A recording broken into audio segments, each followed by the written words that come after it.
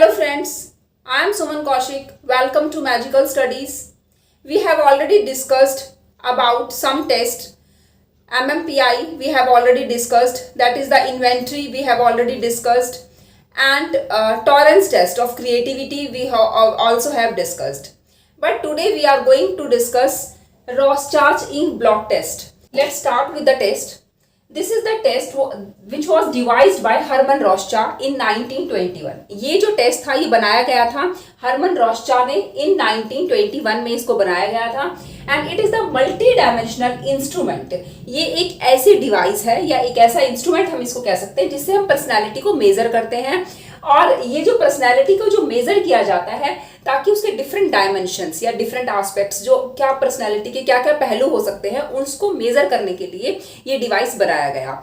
अब इससे हमें क्या क्या मेजर हो सकता है, जैसे इंटेलिजेंस को हम मेजर कर सकते हैं, हम इमोशनल इंटेलिजेंस को मेजर कर सकते हैं, रिजिडिटी एंड एडेप्टेबिलिटी मीन्स कि कितना एनवायरनमेंट में वो एडजस्ट हो सकता है, एक सब्जेक्ट जो है वो कितना इसमें एडजस्ट हो सकता है. हमने पहले भी बात की थी कि subject is the word which on which we use this instrument means जिसके ऊपर हम ये टेस्ट अप्लाई कर रहे हैं that person is known as subject. तो वो सब्जेक्ट के ऊपर हम ये वो कितना अडेप्टेबिलिटी है उसके अंदर, सोशल अडेप्टेबिलिटी, तो वो भी यहाँ पे टेस्ट की जाती है.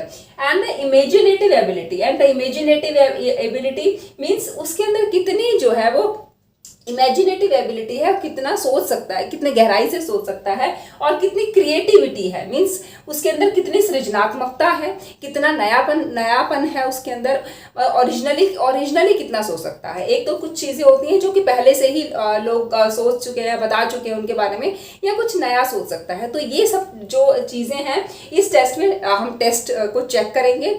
नाउ स्टार्ट करते हैं कि ये जो टेस्ट है ये बहुत ही मोस्ट पावरफुल और मोस्ट यूजफुल टेस्ट है. ठीक है, हम इसको कह सकते हैं ये बहुत ही यूजफुल टेस्ट है. इसमें हम क्या करते हैं कि ये परसेप्शन बेस्ड है. इसमें हम क्या करेंगे कि कुछ अनऑर्गेनाइज्ड और अनस्ट्रक्चर्ड कुछ पिक्चर्स या इंक के ब्लॉट्स जो हैं, एक इंक के ब्लॉट्स जो हैं वो सब्जेक्टिव को दिखाए जाएंगे एंड आफ्टर उनको देखने के बाद व्हाट ही और शी परसीव मीन्स उनको देखने के बाद वो उसके क्या उसको दिखता है या किस तरह की वो इमेज बनाता है उस इंक ब्लॉट से. दैट इज इस टाइप का ये टेस्ट है. उसमें हमें 10 ये जो 10 इंक ब्लॉट्स हैं वो हम इनको दिखाते हैं. You can see easily these are the 10 ink blots.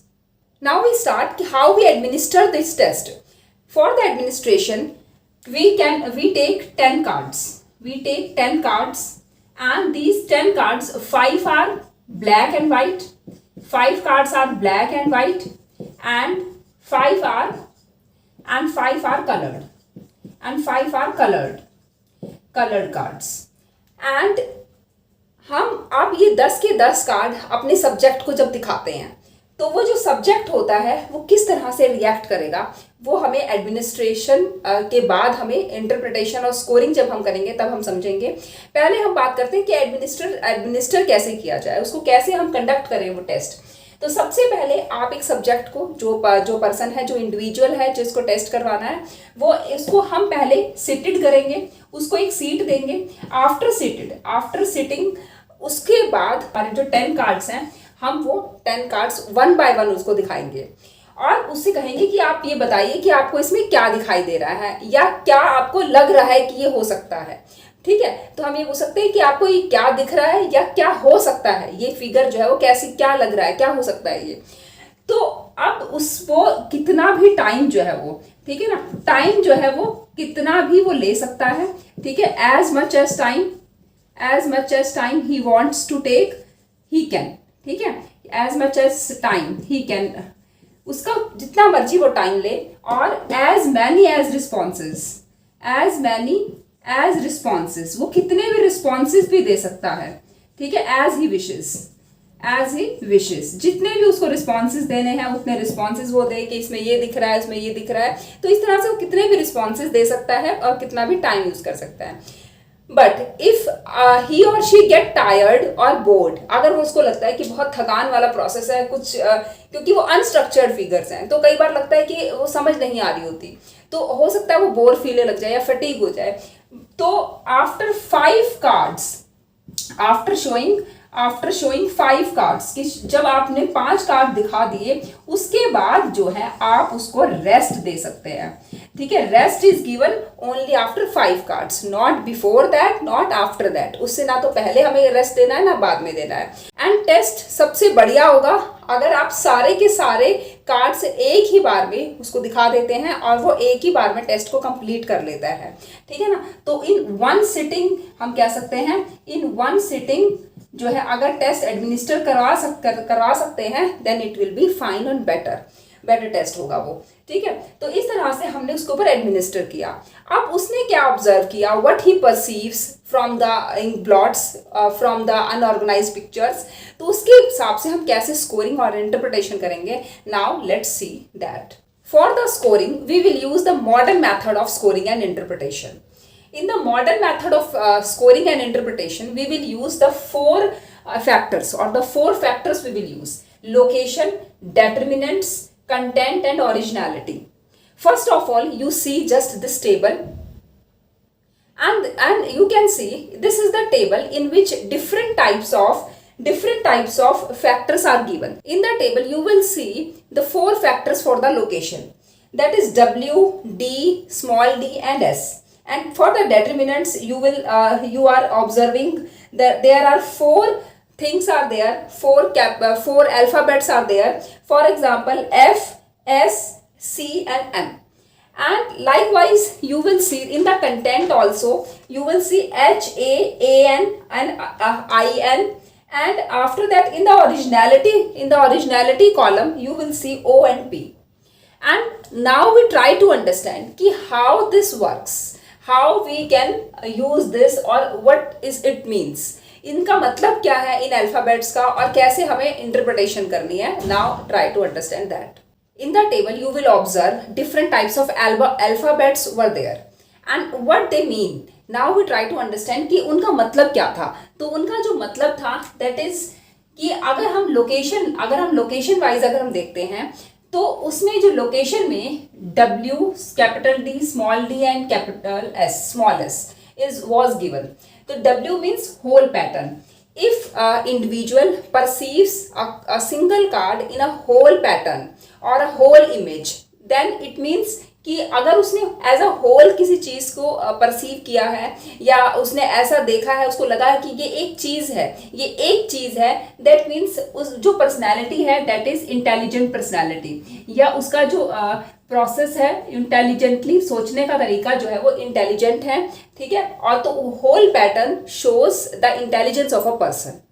And if he perceives card में जो पिक्चर्स बनी हुई हैं इन अ ब्रेकिंग पार्ट्स, कि इसमें बहुत सारा, एक ये भी दिख रहा है मुझे, इसको ये भी दिख रहा है एंड डिफरेंट पार्ट्स उसको दिख रहे हैं. इट मीन्स कि वो जो है वो डिटेल्स में बहुत ज़्यादा बारीकी में जा रहा है. अब बारीकी में जा रहा है तो वो कैसे डिटेलिंग कर रहा है. मेजर डिटेल करता है तो कैपिटल D यूज़ करेंगे. हम उसके ऊपर टिक करेंगे कि इस पर्सन ने एक चीज़ को किस तरह से ऑब्जर्व किया है, कि उसको पार्ट्स में ऑब्जर्व किया है और उसकी जो मेजर डिटेल्स हैं उनको बताने की कोशिश की है. अगर माइनर डिटेल्स हैं तो उसका मतलब जो पर्सन है बहुत ज़्यादा बारीकी से जाता है और बहुत ही अच्छी तरह से उस चीज़ को देखता है. माइनर डिटेल्स अगर उसको दिखती है या मेजर डिटेल्स दिखती हैं, wide space, S means wide space अगर उसको दिखता है, इट मीन्स वो जो पर्सन है वो प्री ऑक्यूपेशन ट्रिवियल्स से बेस्ड है, ठीक है. अब सेकंड में डेटरमिनेंट्स की अगर हम बात करते हैं कि जो डेटरमिनेंट का कॉलम था उसमें F था. F मीन्स अगर if an individual perceives the things clear and organized, means हर चीज उसको क्लियरली दिख रही है कि दिस इज दिस थिंग, मतलब अब वो गलत ही देख रहा है सही देख रहा है, पर उसने एक क्लियरली उसको एक फॉर्म दिख रही है, वो एक परसीव कर पा रहा है एक इमेज को. This is the projective technique. तो वो अपने हिसाब से प्रोजेक्शन जो है वो क्या परसीव कर रहा है या क्या उसको दिख पा रहा है, तो ये चीजें यहाँ पे देखी जाती है. तो अगर कोई भी चीज क्लियरली एक्यूरेट दिख रही है तो इट मीन्स उसकी जो इंटेलेक्चुअल प्रोसेस है वो बहुत ही ऑर्गेनाइज्ड है. तो यहाँ पे जो इंटेलेक्चुअल प्रोसेस जो है वो ऑर्गेनाइज्ड इंटेलेक्चुअल प्रोसेस जिसकी होगी उसको इस तरह से क्लियर चीज़ें दिखेंगी. एंड अगर चीज़ें जो है वो कोई फॉर्म तो है बट वो अनक्लियर है, तो इसका मतलब जो इंटेलिजेंस है वो अनऑर्गेनाइज्ड है. मीन्स अनऑर्गेनाइज्ड इंटेलेक्चुअल प्रोसेस जो है यहाँ पे ऐसे इंडिविजुअल्स की होती है, ऐसा माना जाता है according to the test. And अगर हम बात करते हैं शेडिंग की, if a person is perceiving the shadings, means अगर उसको कोई फॉर्म नहीं बता पा रहा और अगर वो ना तो कोई फॉर्म बता पा रहा ना किसी और चीज पे जा रहा ध्यान उसका, तो उसका सिर्फ शेडिंग पे ध्यान जा रहा है। इट मीन्स जो शेडिंग जो है it shows anxiety and depressed attitude. ठीक है, डिप्रेस्ड एटीट्यूड मीन्स अब जो है उसका ध्यान जो है वो किस पे जा रहा है, सिर्फ शेडिंग पे जा रहा है। तो इसका मतलब उसका जो एटीट्यूड है वो कैसा हो सकता है, बहुत ज्यादा एंजाइटी हो जाती है उसको। ठीक है, उत्सुकता, बहुत ज्यादा भावुक या उत्सुक क्या हम कह सकते हैं, एंजाइटी उत्सुकता हो जाती है, या डिप्रेस्ड एटीट्यूड भी इस तरह के जो पर्सन है वो शो करते हैं। एंड अगर उसको कलर दिख रहा है, अगर उसको कार्ड हमने दिखाया तो उसको बस वो कलर को ही परसीव कर रहा है कि ब्लैक कलर का है या रेड कलर का है, या किसी भी जो कलर उसको हमने दिखाया जो मल्टी कलर भी होते हैं, कलर उसको ऑब्जर्व कर पा रहा है, it means that person is emotional intensity को शो करते हैं। इस तरह की जो पर्सनैलिटी है वो इमोशनल इंटेंसिटी उनकी ज्यादा होती है। ठीक है, इट मीन्स अब पर समटाइम्स कई बार कलर भी दिख रहा होता है, वो कलर को बता रहा है आपको और साथ ही साथ एक फॉर्म भी बता रहा है कि कलर विद द फॉर्म, तो कलर भी बताया एंड फॉर्म भी बताया है। इट मीन्स इसका मतलब क्या हुआ, but forms are the dominant, और उसमें जो फॉर्म्स हैं वो डोमिनेंट हैं, मतलब उसको शेप ज्यादा अच्छे से क्लियरली दिख रही है, हाँ ये शेप इस कलर की है, दोनों चीजें। तो इट मीन्स यहाँ पे जो पर्सन है वो सोशल एडेप्टेबिलिटी शो करेगा, सोशल एडेप्टेबिलिटी एंड कंट्रोल्ड भी होगा, उसका इमोशनली कंट्रोल भी होगा, मतलब ऑप्टिमल, जितना उसको कंट्रोल करना चाहिए ऑप्टिमल कंट्रोल, इमोशनल कंट्रोल भी उसके ऊपर है।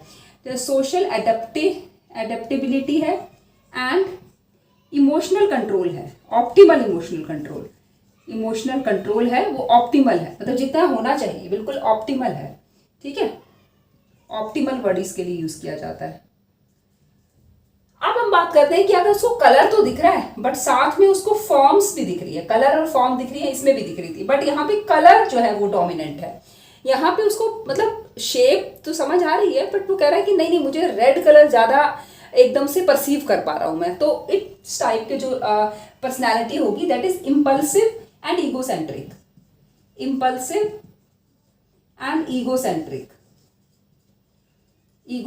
है, अपने बारे में सोचना या बहुत ज्यादा भावुक हो जाना। ठीक है, इस तरह की ये टेस्ट जो है वो ये सब चीजें बताता है। अब हम बात करेंगे कि दो और जो फैक्टर्स हैं वो क्या हैं। अभी हमने लोकेशन और डिटर्मिनेंट्स की बात की है, तो उसके बाद ओरिजिनलिटी और कंटेंट के बारे में बात करते हैं। जो डिटर्मिनेंट है उसमें जो फोर्थ पार्ट है दैट इज मूवमेंट, अगर उसको कार्ड्स के अंदर या उस ब्लॉट्स के अंदर अगर some person is also perceiving की मूवमेंट्स भी हो रही हैं इसमें, तो इट मीन्स जो मूवमेंट्स होती हैं या हाई मूवमेंट्स और लो मूवमेंट्स, ये क्या शो करती हैं, मीन्स अगर उसको लो मूवमेंट्स दिख रही हैं it means it is a practical person. ठीक है, प्रैक्टिकल पर्सनैलिटी जो है वो ये शो करती है कि उसको थोड़ी सी मूवमेंट्स दिख रही हैं नहीं दिख रही हैं, तो प्रैक्टिकल है वो, क्योंकि अब कार्ड्स में मूवमेंट्स तो नहीं दिखेंगी बट समटाइम्स जो सम पर्सन परसीव्स दिस, तो इट मीन्स कि वो इंट्रोस्पेक्टिव है, अंदर तक की चीजों को देख सकते हैं, इंट्रोस्पेक्टिव पर्सनालिटी को ये शो करता है, इंट्रोस्पेक्टिव पर्सनालिटी को। एंड कंटेंट की अगर हम बात करें तो कंटेंट में आपने टेबल में देखे होंगे कि दो तरह के जो अल्फाबेट्स थे वो आप बने हुए थे कि H, कैपिटल H और कैपिटल A।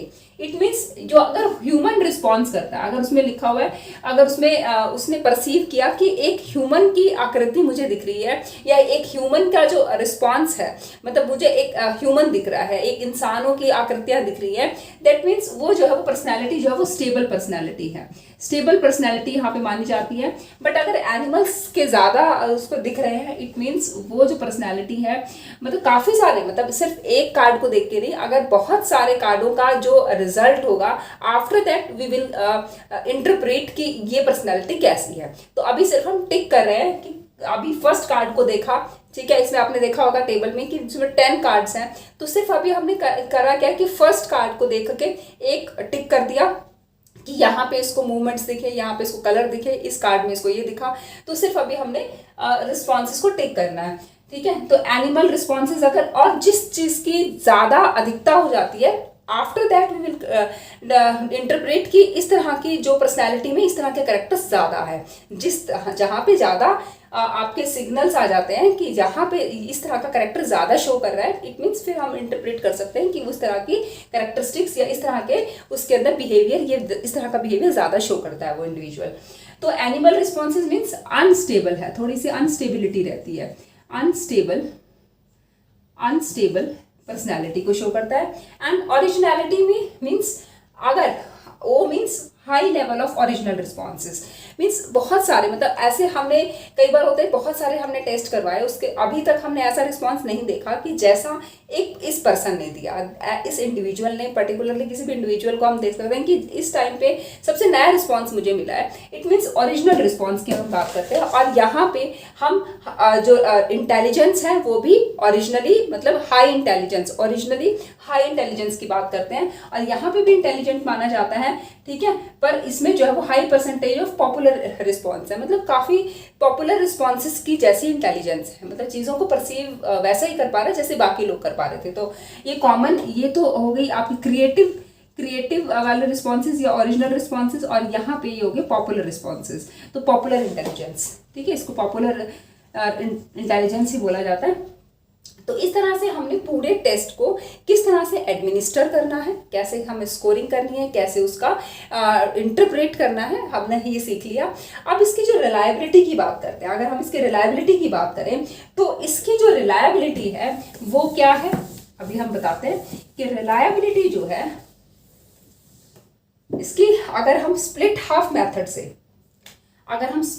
मेथड से इसकी रिलायबिलिटी की बात करें, स्प्लिट हाफ मेथड में जो इसकी रिलायबिलिटी आती है दैट इज 0. ये हम बात कर रहे हैं रिलायबिलिटी की, 0.67 ये रिलायबिलिटी है इसकी। और रिलायबिलिटी की बात अगर हम यूजेस की बात करते हैं तो जो फर्स्ट यूज है वो क्या है कि इसको अगर जब से एंटी सोशल, कई बार एंटी सोशल एक्टिविटीज जो होती हैं, in the anti social activities in problematic childs की जो एंटी सोशल एक्टिविटीज हैं उसको उसका रीजन फाइंड आउट करने के लिए कि उस पर्सन में क्यों है एंटी सोशल, उसकी इमोशनल इंटेंसिटी की वजह से। तो इमोशनल इंटेंसिटी के बारे में पता चल जाता है, इमोशनल इंटेंसिटी की वजह से, या मतलब कॉज, यहाँ तो हमें कॉज पता चला कि cause of anti social behaviour, anti social activity in problematic child या प्रॉब्लमेटिक चिल्ड्रन, ठीक है। प्रॉब्लमेटिक चिल्ड्रन में कई बार एंटी सोशल एक्टिविटीज हो जाती हैं, वो किस वजह से है, उसका कारण क्या है, और इससे हमें इमोशनल इंटेंसिटी के बारे में पता चल रहा है। सोशल एडेप्टेबिलिटी कम है या नहीं है, कम है ज़्यादा है, वो भी हमें इससे फाइंड आउट कर सकते हैं। सोशल एडेप्टेबिलिटी के बारे में, और साथ ही साथ उसका जो पोटेंशियलिटी ऑफ इंटेलिजेंस है कि इंटेलिजेंस की पोटेंशियलिटी कितनी है, पोटेंशियलिटी ऑफ इंटेलिजेंस,